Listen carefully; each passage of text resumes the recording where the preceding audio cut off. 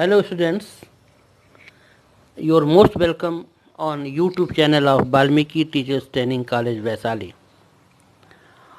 पिछले वीडियो में हमने आपसे टीचिंग स्किल के बारे में चर्चा किया था और हमने ये बताया था कि 13 टीचिंग स्किल हैं जो मुख्य हैं।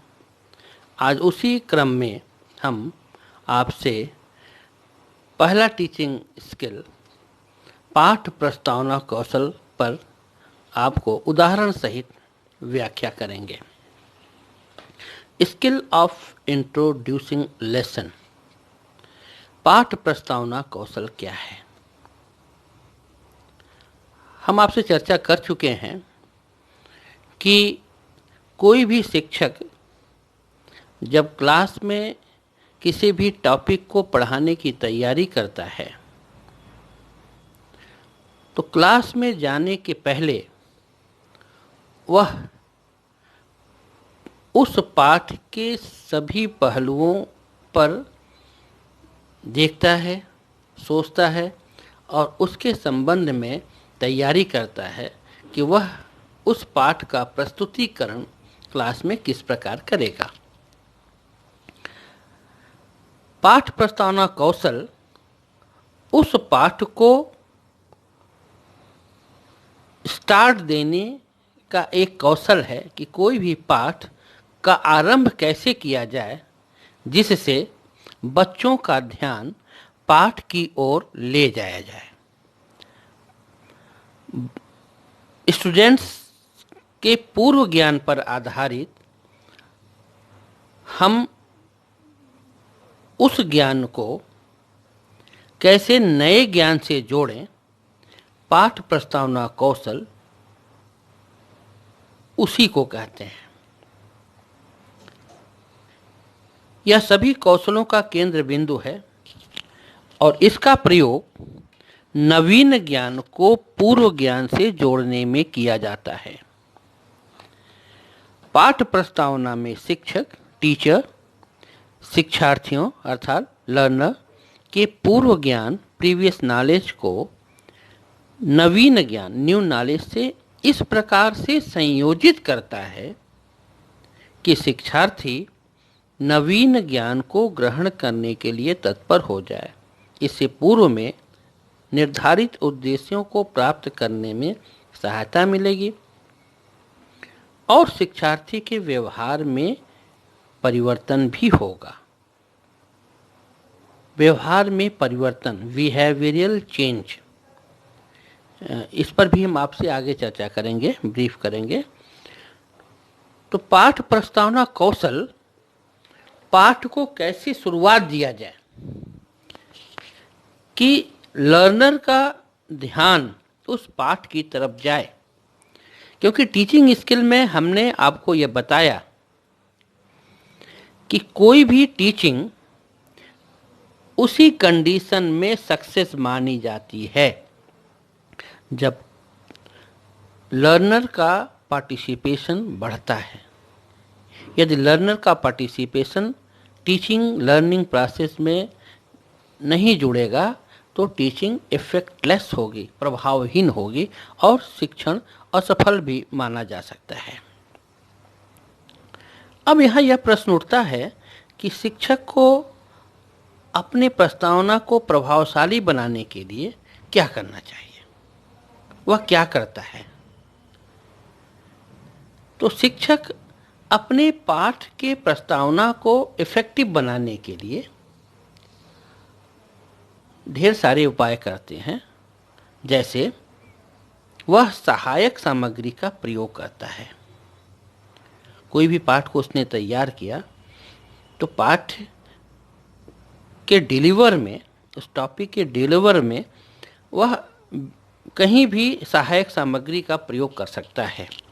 इवन वह पाठ प्रस्तावना में भी सहायक सामग्री का प्रयोग कर सकता है। जैसे मान लीजिए उसे विज्ञान में थर्मामीटर या ताप मापक के रूप में थर्मामीटर पढ़ाना है तो वह यहाँ पर पाठ का प्रारंभ ही थर्मामीटर को दिखा करके और उस पर आधारित प्रश्न पूछ करके पाठ का प्रारंभ कर सकता है। सहायक सामग्रियों का चुनाव करते समय शिक्षक को यह भी ध्यान में रखना पड़ता है कि किस प्रकार की सहायक सामग्री का चुनाव किया जाए, जो न केवल स्वाभाविक हो बल्कि विद्यार्थियों की रुचि को भी बढ़ाए। यहाँ पर यदि शिक्षक थर्मामीटर के रूप में थर्मामीटर का कोई पोस्टर या अपने हाथ से बनाया गया कोई चित्र लेके दिखाता क्लास में, तो हो सकता है कि लर्नर का ध्यान उस पर कम जाता। लेकिन खुद थर्मामीटर यदि क्लास में वह बच्चों को दिखाता है और वह थर्मामीटर को दिखाते हुए बच्चों से प्रश्न पूछता है और उसका प्रयोग प्रदर्शन भी करता है क्लास में, तो बच्चों की जिज्ञासा बढ़ेगी। और जब बच्चों की जिज्ञासा बढ़ी तो यह एक अच्छी भूमिका, एक अच्छी प्रस्तावना की पृष्ठभूमि तैयार हो गई। इस प्रकार सहायक सामग्रियों का प्रयोग किया जाता है। इसके अलावा विभिन्न पाठ, विभिन्न प्रकरण ऐसे होते हैं अलग अलग विषय में, जहाँ पर शिक्षक यदि चाहे तो पाठ प्रस्तावना कौशल में ही कविता, कथा, कहानी और अभिनय का भी प्रयोग कर सकता है। लेकिन यह ध्यान में रखना, यह शिक्षक की प्रत्युन्नति या शिक्षक की प्रेजेंस ऑफ माइंड पर डिपेंड करता है कि वह इन सब का प्रयोग स्वाभाविक एवं नैसर्गिक रूप से करे। ऐसा नहीं कि वह इन सब का प्रयोग करके अपनी स्थिति हास्यास्पद बना ले। कविता, कथा, अभिनय का प्रयोग करने में इस चीज़ को बहुत ही सावधानी पूर्वक यह देखना पड़ता है कि क्या वह इनका प्रयोग करते समय इनके स्वाभाविक मांग को देख रहा है। यदि ऐसा है तो वह इनका प्रयोग कर सकता है। केवल यह नहीं कि इसका प्रयोग करना है तो कहीं भी कर दें। तो ऐसी स्थिति में शिक्षक की स्थिति कक्षा में विद्यार्थियों के समक्ष हास्यास्पद हो सकती है। तीसरा, विभिन्न विषयों के प्रकरण को पढ़ाते समय वह अपनी प्रत्युन्नति, प्रेजेंस ऑफ माइंड का भी प्रयोग करता है। यह कक्षा की परिस्थितियों एवं प्रकरण की प्रकृति पर भी निर्भर करता है। प्रेजेंस ऑफ माइंड ये बहुत ही इम्पोर्टेंट रोल प्ले करता है शिक्षक के लिए क्लास में। शिक्षक ने जो पाठ्य योजना बनाई वह अनुमान पर आधारित होता है। कभी कभी क्लास में कुछ ऐसे समय में कुछ ऐसी परिस्थितियां उत्पन्न हो जाती हैं कि शिक्षक को अपने प्रत्युन्नति या प्रेजेंस ऑफ माइंड से उसे टैकल करना पड़ता है। तो यह कक्षा की परिस्थिति एवं प्रकरण, टॉपिक के नेचर पर डिपेंड करता है और शिक्षक को क्या करना है यह वह ऑन द स्पॉट उसी समय निर्णय करता है। लेकिन हम यहाँ पर एक बार फिर से कहेंगे कि प्रस्तावना को प्रभावशाली बनाने के लिए शिक्षक का जो एम होना चाहिए, जो ऑब्जेक्टिव्स होना चाहिए, वह यही होना चाहिए कि बच्चों की रुचि, बच्चों की सहभागिता बढ़े, बच्चे पाठ पर अपना ध्यान केंद्रित करें। इस कौशल का प्रयोग करते समय निम्नलिखित बातों का ध्यान रखना चाहिए। पहला, शिक्षार्थी के पूर्व ज्ञान की जानकारी। कोई भी शिक्षक पाठ प्रस्तावना कौशल प्रस्तुत करते समय यदि वह अधिगमकर्ता या लर्नर के पूर्व ज्ञान से परिचित नहीं है तो हो सकता है कि वह पाठ प्रस्तावना कौशल अच्छे ढंग से प्रस्तुत न कर पाए। इसलिए शिक्षक को शिक्षार्थियों के पूर्व ज्ञान की जानकारी होना चाहिए। पाठ प्रस्तावना के प्रश्नों में श्रृंखलाबद्धता। पाठ प्रस्तावना के 3 प्रश्न आदर्श स्थिति में माने जाते हैं, लेकिन कहीं कहीं पाठ के डिमांड के अनुसार 4 प्रश्न भी हो सकते हैं और इन चारों प्रश्नों में श्रृंखलाबद्धता होनी चाहिए। अर्थात पहला प्रश्न based on previous knowledge of student. पहला प्रश्न विद्यार्थियों के पूर्व ज्ञान पर आधारित होना चाहिए। दूसरा प्रश्न पहले प्रश्न से जुड़ा हुआ होना चाहिए। तीसरा प्रश्न दूसरे प्रश्न से जुड़ा हो और चौथा प्रश्न तीसरे प्रश्न से जुड़ा हो, अर्थात श्रृंखलाबद्धता होनी चाहिए। इसको हम उदाहरण द्वारा आगे स्पष्ट करेंगे। उचित युक्तियों एवं सहायक सामग्री का प्रयोग।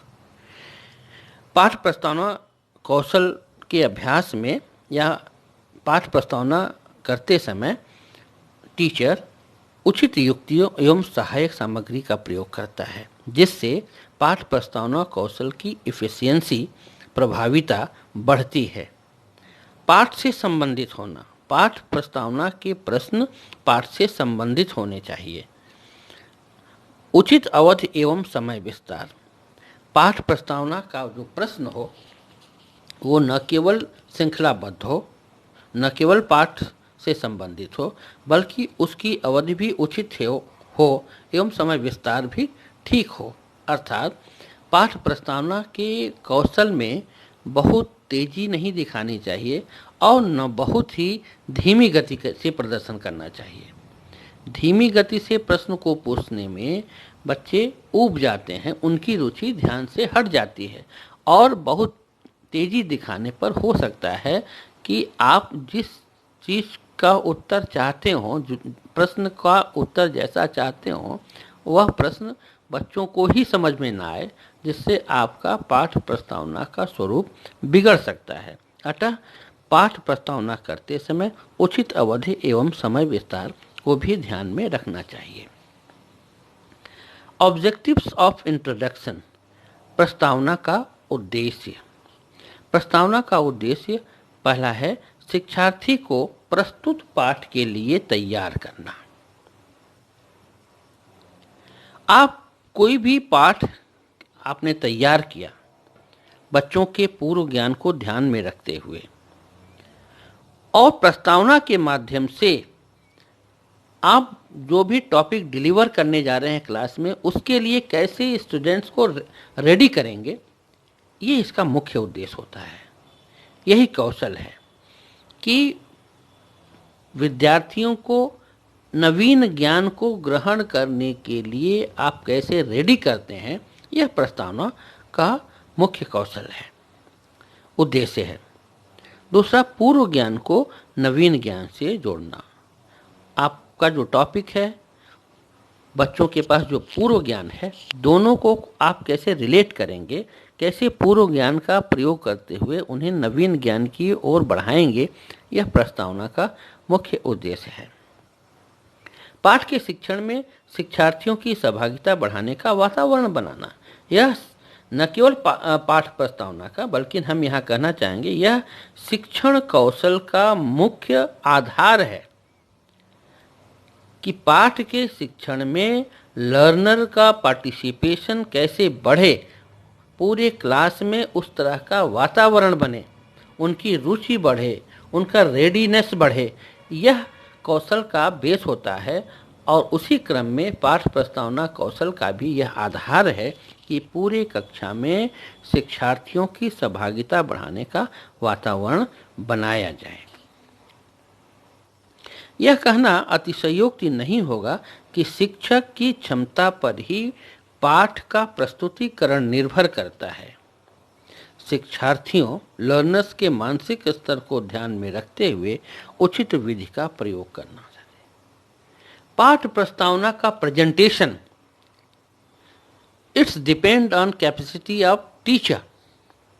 एक ही पाठ को आप 2 अलग अलग शिक्षकों से पढ़वाएंगे, पाठ प्रस्तावना करवाएंगे, तो दोनों में भिन्नता देखने को मिलेगी। यह भिन्नता शिक्षक की क्षमता का ही है। एक अच्छा शिक्षक एक पाठ की प्रस्तावना इतने अच्छे और निपुण ढंग से करता है कि पूरे विद्यार्थियों का ध्यान उस विषय पर फोकस हो जाता है। वहीं दूसरा एक ऐसा भी शिक्षक है जो पाठ प्रस्तावना इतने अच्छे ढंग से नहीं कर पाता है जिससे विद्यार्थियों का ध्यान उस पाठ की तरफ फोकस नहीं हो पाता है, और उसका प्रतिकूल असर यह पड़ता है कि उनकी सहभागिता नहीं बढ़ पाती है और यह माना जाता है कि यह टीचिंग का फेल्योर है, असफलता है। अब हम आपको पाठ प्रस्तावना का 2 उदाहरण देंगे। पहला उदाहरण है, विषय है सामाजिक विज्ञान, कक्षा 8। मान लीजिए आपका टॉपिक है बुद्धा रिलीजन। आपने ये पाठ्य योजना बनाया है और आपको इसे क्लास में स्टार्ट देना है, इसे आपको प्रारंभ करना है। तो पहला प्रश्न का नियम यह है कि first question is based on previous knowledge of learner. पहला प्रश्न अधिगमकर्ता के पूर्व ज्ञान पर आधारित हो। तो पहला प्रश्न यह किया जा सकता है स्टूडेंट से क्लास में, what is the name of our country. एक साथ उत्तर आया इंडिया, आंसर आया इंडिया। अब यहाँ ध्यान रखिए, दूसरा प्रश्न जो है उसमें श्रृंखलाबद्धता होनी चाहिए, चेन सिस्टम में होना चाहिए, एक दूसरे से लिंक होना चाहिए। तो दूसरा प्रश्न आपका है, tell me some major religions practised in India. भारतवर्ष के कुछ प्रमुख धर्मों के नाम बताओ। यहाँ ध्यान रखिए, क्वेश्चन नंबर 2 यह पहले प्रश्न के उत्तर से निकल रहा है। श्रृंखलाबद्धता का नियम यहाँ पूरा हो रहा है। तो उत्तर आया इसका हिंदू, मुस्लिम, सिख, क्रिश्चियन, बुद्धा, जैन एक्सेट्रा। तीसरा प्रश्न आपका दूसरे प्रश्न के उत्तर से निकल रहा है, अर्थात what do you know about Buddha religion. मान लीजिए दूसरा प्रश्न के उत्तर में हिंदू, मुस्लिम, सिख, क्रिश्चियन, बुद्धा और जैन उत्तर बच्चों ने दिया। आपका टॉपिक है बुद्धा रिलीजन, ये टॉपिक है आपका बुद्धा रिलीजन, और आपका ये प्रश्न है what do you know about Buddha religion. और ये बुद्धा रिलीजन आपका दूसरे प्रश्न के उत्तर में आ रहा है, उसी से आपने तीसरा प्रश्न बनाया। यहाँ पर नो आंसर, बच्चों ने कोई उत्तर नहीं दिया, यहाँ पर प्रॉब्लम क्रिएट हुआ। और जब आपका यहाँ प्रॉब्लम क्रिएट हुआ तो जिस प्रश्न पर आपका प्रॉब्लम क्रिएट होगा उसी के बाद आप 2-3 सेकंड का पॉज देंगे। उसके बाद स्टेटमेंट ऑफ एम करेंगे, उद्देश्य कथन करेंगे। Today we will study about Buddha religion. आज हम बुद्धा रिलीजन के बारे में अध्ययन करेंगे। 3 प्रश्नों की आदर्श स्थिति मानी जाती है, लेकिन कहीं कहीं टॉपिक के डिमांड के अनुसार वह 4 प्रश्न भी हो सकते हैं। ऐसी स्थिति में 4 प्रश्न भी सही माना जाता है, लेकिन यहाँ पर ध्यान रखिएगा कि 4 प्रश्न से अधिक न हो। 4 प्रश्न पर, चौथे प्रश्न पर आपका प्रॉब्लम क्रिएट हो जाए। यदि संभव हो तो 3 प्रश्न पर ही आदर्श स्थिति में प्रॉब्लम यदि आती है तो वो ज़्यादा अच्छा माना जाता है। लेकिन 3 प्रश्न पर किसी भी हालत में प्रॉब्लम क्रिएट हो जाए, वह अस्वाभाविक लगे, यह भी ठीक नहीं है। स्वाभाविक रूप से यदि चौथे प्रश्न पर भी प्रॉब्लम क्रिएट हो रहा है, समस्या आ रही है, बच्चों की तरफ से कोई उत्तर नहीं मिल रहा है, तो वह भी ठीक या सही माना जाता है। दूसरा उदाहरण हम दे रहे हैं, नया उदाहरण विज्ञान का। विज्ञान आपका सब्जेक्ट साइंस है, क्लास 8th है और टॉपिक है इलेक्ट्रिसिटी। आप विद्युत पढ़ाने जा रहे हैं। विद्युत पाठ का प्रस्तावना आप क्लास में कैसे करेंगे, रुचिकर ढंग से, इंटरेस्टिंग वे में।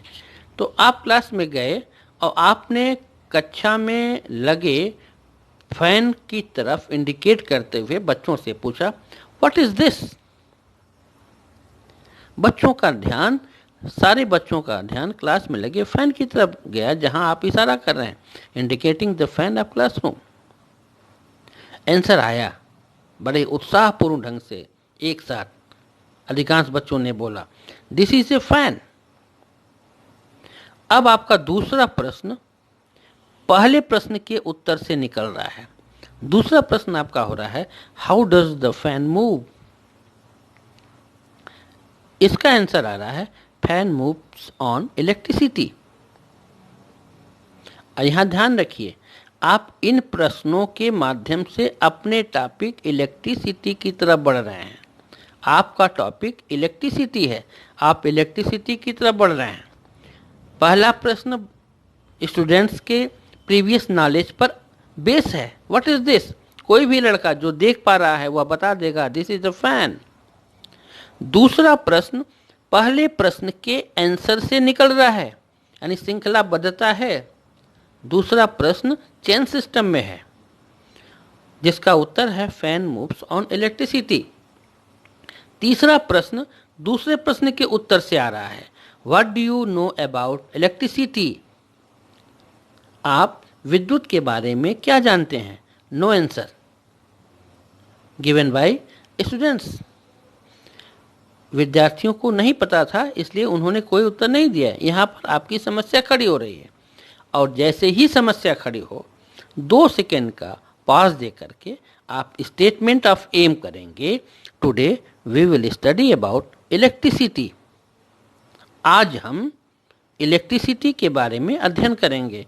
यहाँ पर ध्यान रखिए कि स्टेटमेंट ऑफ एम में आपका टॉपिक का नाम ही आना चाहिए। जैसे आपका टॉपिक यहाँ पर इलेक्ट्रिसिटी, वैसे ही इस स्टेटमेंट ऑफ में इलेक्ट्रिसिटी टॉपिक आना चाहिए, और वो भी स्वाभाविक ढंग से। जैसे आपका प्रश्न तीसरा था, what do you know about electricity.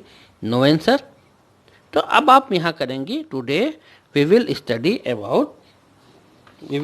About electricity. जैसे पहले वाले उदाहरण में हमने आपको बताया था, यहाँ पर देखिए बुद्धा रिलीजन आपका टॉपिक है, बुद्धा रिलीजन। अब बुद्धा रिलीजन यहाँ पर स्टेटमेंट एम में आ रहा है, और वो भी नेचुरल वे में आ रहा है। जैसे तीसरे प्रश्न में, what do you know about Buddha religion. Learner को नहीं पता है, वहाँ प्रॉब्लम क्रिएट हो रहा है। 2 सेकेंड का पॉज देके आपने स्टेटमेंट ऑफ एम किया, उद्देश्य कथन किया, today we will study about Buddha religion. मुझे आशा है कि ये दोनों उदाहरण से आप पाठ प्रस्तावना को भली भांति समझ गए होंगे। इसके बाद भी यदि आपको कोई डाउट है तो आप हमसे पूछ सकते हैं, हम दोबारा आपको क्लियर कर देंगे। इस वीडियो में बस इतना ही। अगले वीडियो में हम एक नई स्किल के साथ आपके सामने आएंगे। हमारे इस वीडियो को आप लाइक करें, शेयर करें। धन्यवाद।